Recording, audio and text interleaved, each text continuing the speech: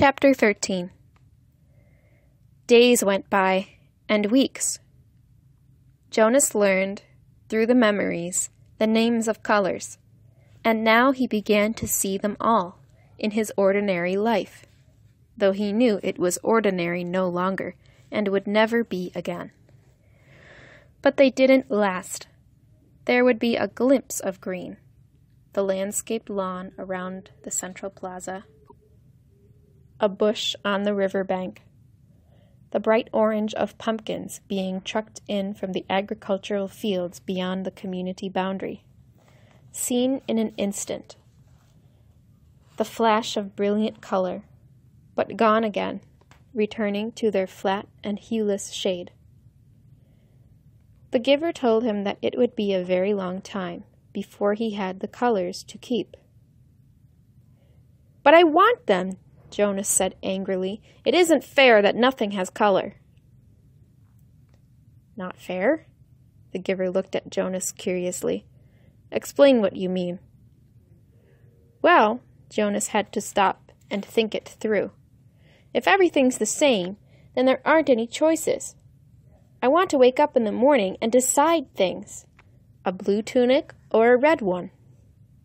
He looked down at himself, at the colorless fabric of his clothing. "But it's all the same, always." Then he laughed a little. "I know it's not important, what you wear. It doesn't matter, but—" "It's the choosing that's important, isn't it?" the giver asked him. Jonas nodded. "My little brother," he began, and then corrected himself. "No, that's inaccurate. He's not my brother, really. Not really.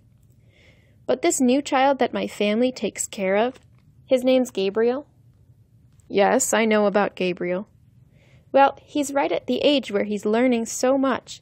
He grabs toys when we hold them in front of him. My father says he's learning small muscle control. And he's really cute." The giver nodded. "But now that I can see colors, at least sometimes, I was just thinking, what if we could hold up things that were bright red or bright yellow, and he could choose, instead of the sameness?" "He might make the wrong choices." "Oh." Jonas was silent for a minute. "Oh, I see what you mean. It wouldn't matter for a new child's toy. But later it does matter, doesn't it? We don't dare to let people make choices of their own." "Not safe?" the giver suggested. "Definitely not safe," Jonas said with certainty. "What if they were allowed to choose their own mate, and choose wrong? Or what if," he went on, almost laughing at the absurdity, "they chose their own jobs?" "Frightening, isn't it?" the giver said. Jonas chuckled. "Very frightening. I can't even imagine it. We really have to protect people from wrong choices." "It's safer." "Yes," Jonas agreed. "Much safer." But when the conversation turned to other things, Jonas was left still with a feeling of frustration that he didn't understand. He found that he was often angry now, irrationally angry at his group mates, that they were satisfied with their lives, which had none of the vibrance his own was taking on. And he was angry at himself, that he could not change that for them. He tried, without asking permission from the giver, because he feared or knew that it would be denied. He tried to give his new awareness to his friends. "Asher," Jonas said one morning, "look at those flowers, very carefully." They were standing beside a bed of geraniums, planted near the Hall of Open Records. He put his hands on Asher's shoulders and concentrated on the red of the petals, trying to hold it as long as he could, and trying at the same time to transmit the awareness of red to his friend. "What's the matter?" Asher asked uneasily. "Is something wrong?" He moved away from Jonas's hands. It was extremely rude for one citizen to touch another outside of family units. No, nothing. I thought for a minute that they were wilting, and we should let the gardening crew know they needed more watering. Jonas sighed and turned away. One evening he came home from his training, weighted with new knowledge. The giver had chosen a startling and disturbing memory that day. Under the touch of his hands, Jonas had found himself suddenly in a place that was completely alien, hot and windswept under a vast blue sky. There were tufts of sparse grass, a few bushes and rocks, and nearby he could see an area of thicker vegetation, broad, low trees outlined against the sky. He could hear noises, the sharp crack of weapons. He perceived the word guns, and then shouts, and an immense crashing thud as something fell, tearing branches from the trees. He heard voices calling to one another. Peering from the place where he stood hidden behind some shrubbery, he was reminded of what the giver had told him, that there had been a time when flesh had different colors. 2 of these men had dark brown skin. The others were light. Going closer, he watched them hack the tusks from a motionless elephant on the ground and haul them away, spattered with blood. He felt himself overwhelmed with a new perception of the color he knew as red. Then the men were gone, speeding toward the horizon in a vehicle that spit pebbles from its whirling tires. One hit his forehead and stung him there. But the memory continued, though Jonas ached now for it to end. Now he saw another elephant emerge from the place where it had stood hidden in the trees. Very slowly it walked to the mutilated body and looked down. With its sinuous trunk it stroked the huge corpse. Then it reached up, broke some leafy branches with a snap, and draped them over the mass of torn, thick flesh. Finally it tilted its massive head, raised its trunk, and roared into the empty landscape. Jonas had never heard such a sound. It was a sound of rage and grief, and it seemed never to end. He could still hear it when he opened his eyes and lay anguished on the bed where he received the memories. It continued to roar into his consciousness as he pedaled slowly home. "Lily," he asked that evening when his sister took her comfort object, the stuffed elephant, from the shelf, "did you know that once there really were elephants? Live ones?" She glanced down at the ragged comfort object and grinned. "Right," she said skeptically. "Sure, Jonas."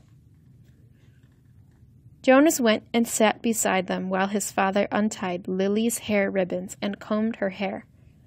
He placed one hand on each of their shoulders. With all of his being, he tried to give each of them a piece of the memory, not of the tortured cry of the elephant, but of the being of the elephant, of the towering, immense creature and the meticulous touch with which it had tended its friend at the end. But his father had continued to comb Lily's long hair, and Lily, impatient, had finally wiggled under her brother's touch. "Jonas," she said, "you're hurting me with your hand." "I apologize for hurting you, Lily," Jonas mumbled, and took his hand. "Accept your apology," Lily responded indifferently, stroking the lifeless elephant. "Giver?" Jonas asked once, as they prepared for the day's work. "Don't you have a spouse? Aren't you allowed to apply for one?" Although he was exempted from the rules against rudeness, he was aware that this was a rude question. But the giver had encouraged all of his questions, not seeming to be embarrassed or offended by even the most personal. The giver chuckled. "No, there's no rule against it. And I did have a spouse. You're forgetting how old I am, Jonas. My former spouse lives now with the childless adults. Oh, of course. Jonas had forgotten the giver's obvious age. When adults of the community became older, their lives became different. They were no longer needed to create family units. Jonas's own parents, when he and Lily were grown, would go to live with the childless adults. You'll be able to apply for a spouse, Jonas, if you want to. I'll warn you, though, that it will be difficult. Your living arrangements will have to be different from those of most family units, because the books are forbidden to citizens. You and I are the only ones with access to the books. Jonas glanced around at the astonishing array of volumes. From time to time now he could see their colors. With their hours together, his and the giver's, consumed by conversation and by the transmission of memories, Jonas had not yet opened any of the books. But he read the titles here and there, and knew that they contained all of the knowledge of centuries, and that one day they would belong to him. So if I have a spouse and maybe children, I will have to hide the books from them? The giver nodded. I wasn't permitted to share the books with my spouse, that's correct. And there are other difficulties too. You remember the rule that says the new receiver can't talk about his training? Jonas nodded. Of course he remembered. It had turned out, by far, to be the most frustrating of the rules he was required to obey. When you become the official receiver, when we're finished here, you'll be given a whole new set of rules. Those are the rules that I obey. And it won't surprise you that I am forbidden to talk about my work to anyone except the new receiver. That's you, of course. So there will be a whole part of your life which you won't be able to share with a family. It's hard, Jonas. It was hard for me. You do understand, don't you, that this is my life? The memories? Jonas nodded again, but he was puzzled. Didn't life consist of the things you did each day? There wasn't anything else, really. I've seen you taking walks, he said. The giver sighed. I walk, I eat at mealtime, and when I am called by the committee of elders, I appear before them to give them counsel and advice. Do you advise them often? Jonas was a little frightened at the thought that one day he would be the one to advise the ruling body. But the giver said no. Rarely. Only when they are faced with something that they have not experienced before. Then they call upon me to use the memories and advise them. But it very seldom happens. Sometimes I wish they'd ask for my wisdom more often. There are so many things I could tell them, things I wish they would change. But they don't want change. Life here is so orderly, so predictable, so painless. It's what they've chosen. I don't know why they even need a receiver then, if they never call upon him, Jonas commented.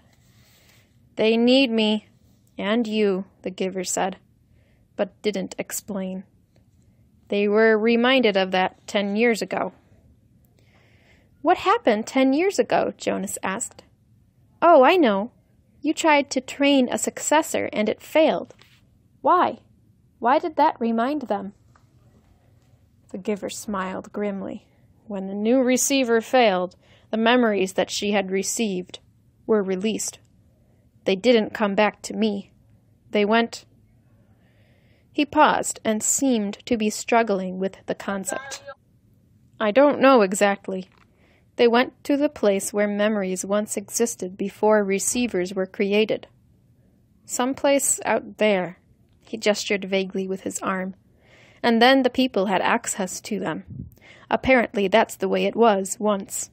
Everyone had access to memories. It was chaos, he said. They really suffered for a while. Finally, it subsided as the memories were assimilated. But it certainly made them aware of how they need a receiver to contain all that pain and knowledge. But you have to suffer like that all the time, Jonas pointed out. The giver nodded. And you will. It's my life. It will be yours. Jonas thought about it, about what it would be like for him. Along with walking and eating and... He looked around the walls of books. Reading? That's it? The giver shook his head. Those are simply the things that I do. My life is here. In this room? The giver shook his head. He put his hands to his own face, to his chest. No, here, in my being, where the memories are. My instructors in science and technology have taught us about how the brain works, Jonas told him eagerly. It's full of electrical impulses. It's like a computer. If you stimulate one part of the brain with an electrode, it... He stopped talking. He could see an odd look on the giver's face. They know nothing, the giver said bitterly. Jonas was shocked. Since the first day in the annex room, they had together disregarded the rules about rudeness, and Jonas felt comfortable with that now. But this was different, and far beyond rude. This was a terrible accusation. What if someone had heard? He glanced quickly at the wall speaker, terrified that the committee might be listening as they could at any time. But as always during their sessions together, the switch had been turned to off. Nothing? Jonas whispered nervously. But my instructors... The giver flicked his hand as if brushing something aside. Oh, your instructors are well trained. They know their scientific facts. Everyone is well trained for his job. It's just that, without the memories, it's all meaningless. They gave that burden to me, and to the previous receiver, and the one before him. Please excuse the interruption for... And back and back and back, Jonas said, knowing the phrase that always came. The giver smiled, though his smile was oddly harsh. That's right, and next it will be you. A great honor. Yes, sir. They told me that at the ceremony, the very highest honor. Some afternoons the giver sent him away without training. Jonas knew on days when he arrived to find the giver hunched over, rocking his body slightly back and forth, his face pale, that he would be sent away. Go, the giver would tell him tensely. I'm in pain today. Come back tomorrow. On those days, worried and disappointed, Jonas would walk alone beside the river. The paths were empty of people, except for the few delivery crews and landscape workers here and there. Small children were all at the childcare center after school, and the older ones busy with volunteer hours or training.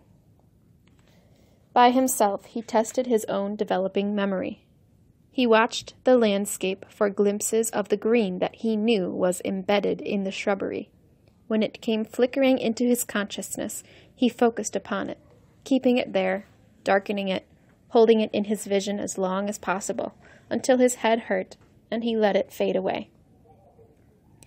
He stared at the flat, colorless sky, bringing blue from it, and remembered sunshine until finally, for an instant, he could feel warmth.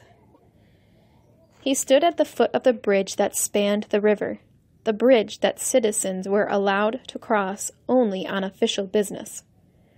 Jonas had crossed it on school trips, visiting the outlying communities, and he knew that the land beyond the bridge was much the same, flat and well-ordered, with fields for agriculture. The other communities he had seen on visits were essentially the same as his own. The only differences were slightly altered styles of dwellings, slightly different schedules in the schools. He wondered what lay in the far distance where he had never gone. The land didn't end beyond those nearby communities. Were there hills elsewhere? Were there vast wind-torn areas like the place he had seen in memory, the place where the elephant died? Giver, he asked one afternoon following a day when he had been sent away, what causes you pain? When the giver was silent, Jonas continued, The chief elder told me at the beginning that the receiving of memory causes terrible pain, and you described for me that the failure of the last new receiver released painful memories to the community. But I haven't suffered, Giver. Not really. Jonas smiled. Oh, I remember the sunburn you gave me on the very first day. But that wasn't so terrible. What is it that makes you suffer so much? If you gave some of it to me, maybe your pain would be less. The giver nodded. Lie down, he said. It's time, I suppose. I can't shield you forever. You'll have to take it all on eventually. Let me think, he went on, when Jonas was on the bed, waiting, a little fearful. All right, the giver said after a moment. I've decided. We'll start with something familiar. Let's go once again to a hill and a sled. He placed his hands on Jonas's back.